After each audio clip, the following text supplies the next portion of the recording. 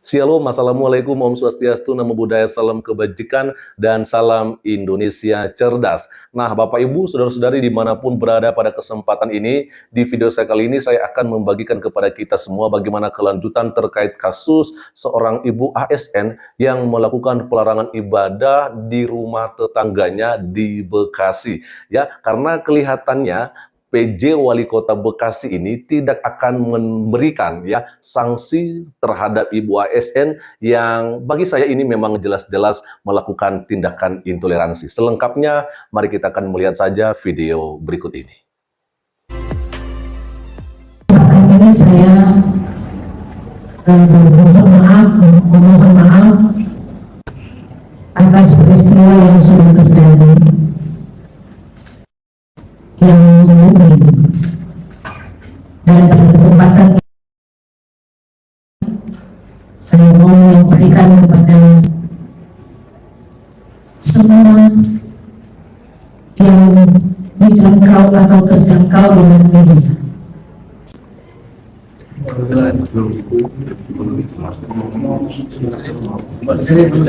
Sebagai rekan-rekan pers, tadi kita semua bersimak dan mendengarkan bersama himbauan kami setelah video ini dan setelah kita mendengarkan yang disampaikan oleh Ibu Pendeta Ibu Maria, Ibu Mas Riwati dan dari OB, kami sepakat dari seluruh unsur yang ada di sini mohon kepada masyarakat untuk menghentikan memviralkan hal-hal yang bisa berdampak yang tidak baik.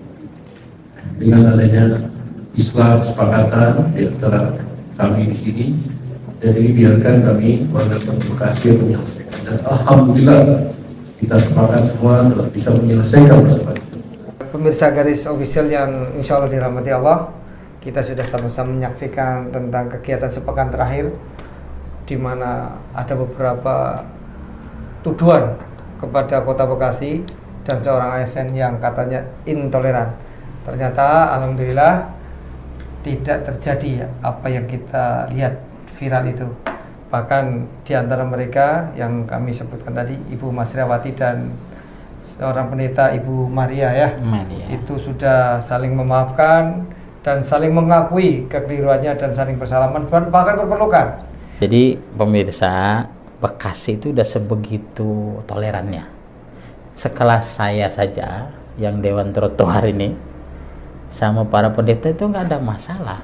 Yang masalah adalah terkait dengan itu aja, saat ada indikasi pelanggaran hukum, kita harus berupaya biar on the track aja, on the hukum semua. Dan kemarin juga ada permintaan lah dari pihak pendeta itu ya, saya ikut juga soalnya. Jadi bahwa mereka tolong dong diedukasi kami tentang perwal ataupun tentang yang lainnya.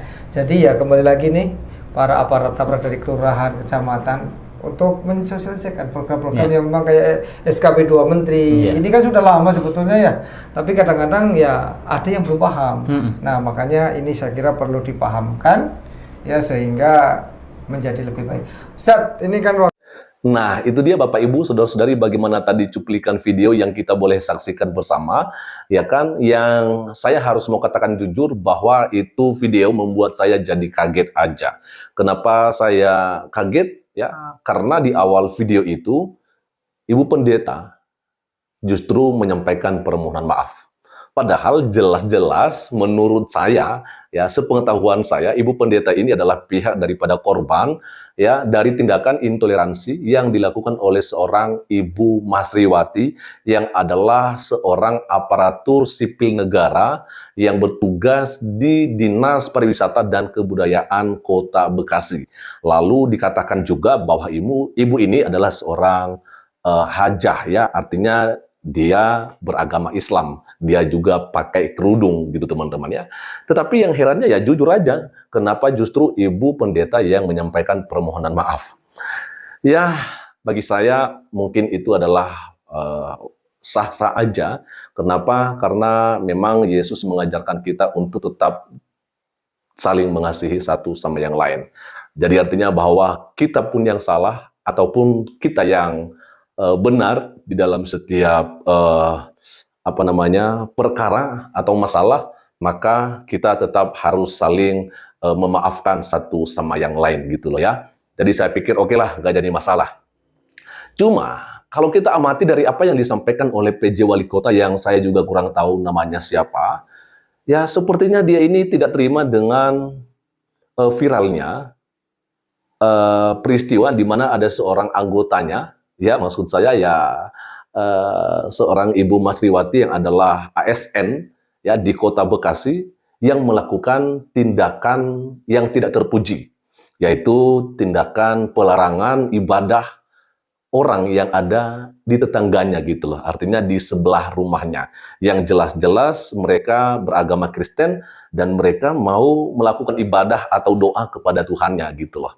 Dan saya pikir itu sebenarnya tidak boleh terjadi, apalagi pelakunya adalah seorang ASN. Nah, akhirnya setelah itu terjadi dan viral lah ini peristiwa, dan sepertinya Pak PJ Wali Kota malu mungkin teman-teman ya, karena dia berpikir ya ini Kota Bekasi kan terkenal dengan kota yang toleran begitu ya, tetapi kemudian kok malah ini yang terjadi gitu loh di daerah saya. Saya pikir Pak PJ Wali Kota, Anda tidak bisa lagi memungkiri apa yang terjadi, dan Anda tidak perlu lagi mengatakan bahwa Kota Bekasi sedang baik-baik saja. Nggak bisa, Pak. Ya, karena menurut kami bahwa tindakan yang dilakukan oleh Ibu Masriwati itu adalah sebuah tindakan intoleransi. Karena kenapa? Karena yang namanya peribadatan, yang namanya itu doa yang dilakukan oleh orang yang beragama, itu dijamin oleh undang-undang, itu dijamin oleh konstitusi negara kita, NKRI ini. Iya kan?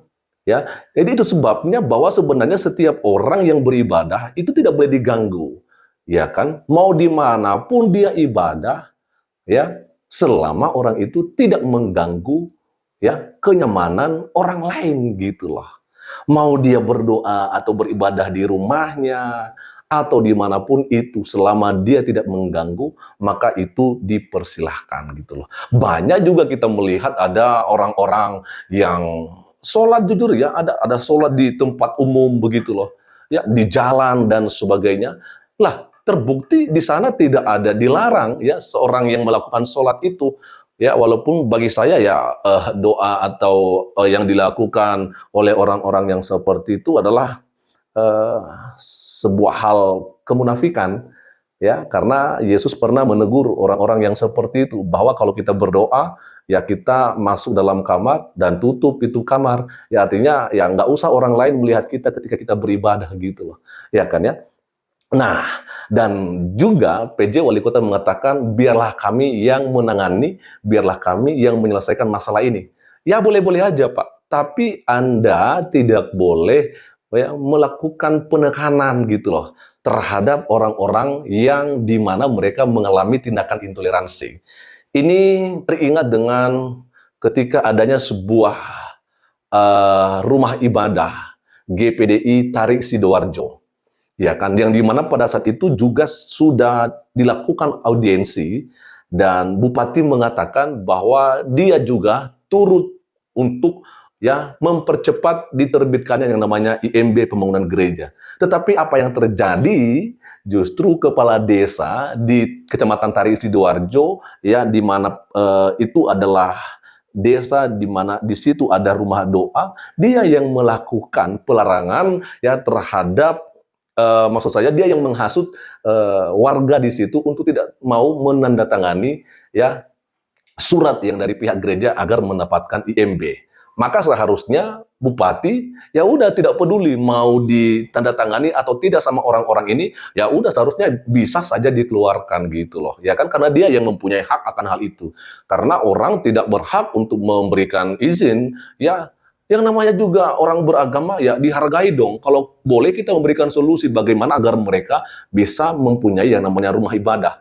Nah, jadi saya pikir dengan apa yang dilakukan oleh PJ Wali Kota ini sepertinya ya ada yang kurang beres gitu loh. Ini menurut saya aja, dan kemungkinan besar bisa jadi nantinya juga Ibu Masriwati ini tidak akan diberikan sanksi ataupun hukuman. sampai dipecat. Ya, menurut saya sih seperti begitu ya, ibu ini tidak akan dipecat. Itu menurut saya. Tetapi ya mudah-mudahan saja PJ Wali Kota bisa berubah pikiran.